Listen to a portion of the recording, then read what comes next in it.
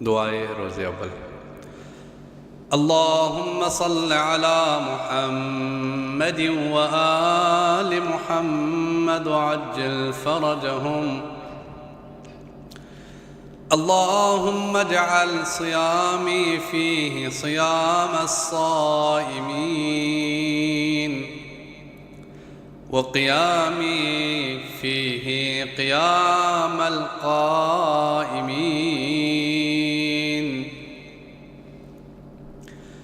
ونبہنی فیہ عن نومة الغافلین وہب لی جرمی فیہ یا الہ العالمین واعف عنی یا عافیا عن المجرمین۔ اے معبود، میرا آج کا روزہ حقیقی روزہ داروں جیسا قرار دے، میری عبادت کو سچے عبادت گزاروں جیسی عبادت قرار دے میرے مالک، اور آج مجھے غافل لوگوں جیسی نیند سے بیدار کر دے میرے اللہ، اور آج میرے گناہ بخش دے میرے اللہ۔ اے دونوں جہانوں کے پالنے والے میرے اللہ، میرے گناہوں کو معاف فرما۔ محترم ناظرین کرام، السلام علیکم ورحمۃ اللہ وبرکاتہ۔ ماہ مبارک رمضان کی پہلی تاریخ۔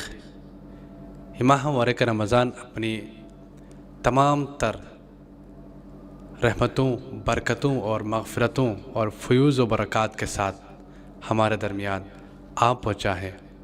ماہ مبارک رمضان کی تعریف خود خداوند متعال قرآن مجید میں ارشاد فرما رہا ہے کہ کیسا مہینہ ہے کہ شہر رمضان الذی انزل فیہ القرآن، یہ وہ مہینہ ہے کہ جس میں قرآن کریم کو نازل کیا گیا، یعنی قرآن کریم کے ذریعے سے اس ماہ مبارک رمضان کی ڈیفینیشن ہو رہی ہے۔ کیسا مہینہ ہے؟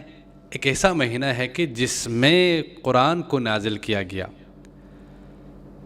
اس بات سے ہمیں اندازہ ہو جاتا ہے کہ قرآن کریم اور ماہ مبارک رمضان کے آپس میں کنیکشن ہے، رابطہ ہے۔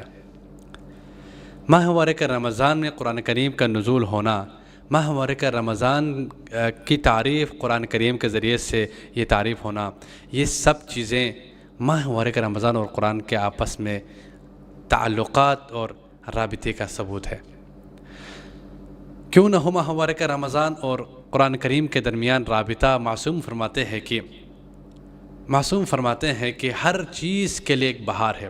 لِكُلِّ شَيْءٍ رَبِيعٍ وَرَبِيعُ الْقُرْآنِ شَهْرُ رمضان، ہر چیز کے لیے ایک بہار ہے، اور بہار قرآن ماہ مبارک رمضان ہے۔ سبحان اللہ، میں قربان معصوم کے نورانی کلمات پر۔ ماہ مبارک رمضان قرآن کریم کی بہار ہے۔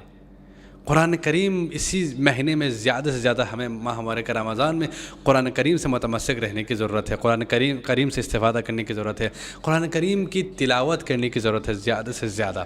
اسی لیے فرماتے ہیں کہ معصوم علیہ السلام یقیناً یہ راز الہی اس میں پوشیدہ ہے، راز ہے یقیناً کہ پروردگار عالم اور ائمہ معصومین انبیاء کرام اتنی تاکید فرماتے ہیں کہ اس ماہ مبارک رمضان میں قرآن کریم سے جڑے رہنے کے لیے اتنی تاکید کہ اس ماہ مبارک رمضان میں ایک آیت کی تلاوت کرنا دیگر مہینوں میں کل قرآن ختم کرنے کا برابر ہے۔ یعنی جو بھی کوئی اس مہینے میں ایک آیت کی تلاوت کرے گا، گویا کہ اسے پورے قرآن کریم ختم کرنے کا ثواب پروردگار عالم عطا فرمائے گا۔ ایک آیت کی تلاوت، غور فرمائے کہ ایک آیت جو تلاوت کرے گا اسے کل قرآن ختم کرنے کا اجر ملے گا۔ سبحان اللہ۔ اب آپ اندازہ کیجئے کہ قرآن مجید میں 6600 سے زیادہ آیات الہی موجود ہے۔ اب کوئی بندے مومن کو توفیق ہو جاتی ہے کہ خدا کرے کہ سب مومنین کو یہ توفیق ہو کہ ایک قرآن مجید ایک دفعہ قرآن کریم ختم کرتا ہے اس ماہ مبارک رمضان میں، تو گویا اس نے 6600 سے زیادہ دفعہ قرآن کریم کو ختم کیا۔ سبحان اللہ۔ اب اس کا جو اجر و ثواب ہے، تمام اپنے عزیز و اقارب مرحومین جو دنیا سے چلے گئے ہیں، دیگر صلحاء شہداء کے نام آپ کر سکتے ہیں، ہدیہ کر سکتے ہیں۔ اس کے علاوہ ہمیں قرآن کریم سے یہ کیوں تاکید، یہ کیوں کہا کہ ماہ مبارک رمضان میں قرآن کریم کی تلاوت کے جو ثواب کیوں رکھا؟ اس لیے کہ تاکہ ہم قرآن سے جڑے رہے، قرآن سے متمسک رہے، زیادہ سے زیادہ قرآن کریم کی تلاوت کرے۔ نہ فقط قرآن کریم کی تلاوت کی ہمیں یہ کتاب خود دعوت دیتی ہے، بلکہ یہ کتاب جو ہے، جو کتاب الہی ہے، جو کتاب نور ہے، جو کتاب ہدایت ہے، جو کتاب معجزہ ہے، یہ کتاب ہمیں دعوت دے رہی ہے کہ فقط تلاوت پہ اکتفا نہ کرنا، بلکہ افلا یتدبرون القرآن ام علی قلوبہم اقفالها، تم قرآن کریم میں غور و فکر نہیں کرتے ہو؟ کیا تمہارے دلوں پر تالے پڑے ہوئے ہیں؟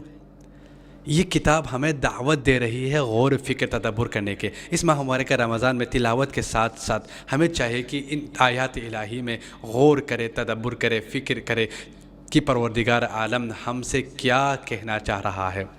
ناظرین کرام، یہ وہ مہینہ ہے کہ جس مہینے میں سونا بھی عبادت، جس مہینے میں آپ کا سانس لینا بھی عبادت ہے، جس مہینے میں ماہ مبارک رمضان وہ مہینہ ہے کہ ہم مہمان ہیں، پروردگار عالم ہمارا میزبان ہے، کہ جس مہینے میں برکتیں ہیں، برکتیں ہیں، رحمتیں ہیں، رحمتیں ہیں، مغفرت ہی مغفرت ہے جس مہینے میں، اور اس مہینے میں زیادہ سے زیادہ قرآن کریم سے ہمیں استفادہ کرنے کی ضرورت ہے۔ وہ قرآن کی جو قلب مصطفیٰ پر نازل ہوا، وہ قرآن کی جو رحمت العالمین نبی اکرم صلی اللہ علیہ وآلہ وسلم کے قلب مبارک پر اسی مہینے میں نازل کیا گیا، پروردگار عالم نے اسی قرآن کے بارے میں نبی اکرم صلی اللہ علیہ وآلہ وسلم اپنے آخری ایام میں ارشاد فرماتے ہیں کہ انی تارکم فیکم الثقلین کتاب اللہ عطرت اہل بیتی، اے لوگوں میں تمہارے درمیان دو گراں قدر چیزیں چھوڑ کے جا رہا ہوں، دو گراں بہا چیزیں چھوڑ کے جا رہا ہوں، ایک کتاب الہی ہے اور دوسری میری اہل بیت، فَإِن تَمَسَّكْتُمْ بِهِمَا لَن تضلوا بعدی ابدا۔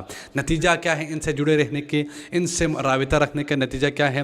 فَإِن تَمَسَّكْتُمْ بِهِمَا لَن تضلوا بعدی ابدا، اگر تم ان دونوں چیزوں سے متمسک رہے تو میرے گزر جانے کے بعد تم لوگ کبھی گمراہ نہیں ہوں گے۔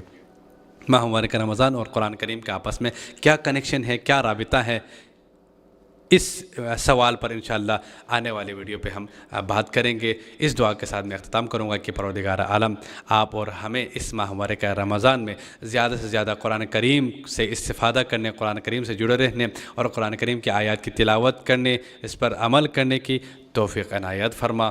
والسلام علیکم ورحمۃ اللہ وبرکاتہ۔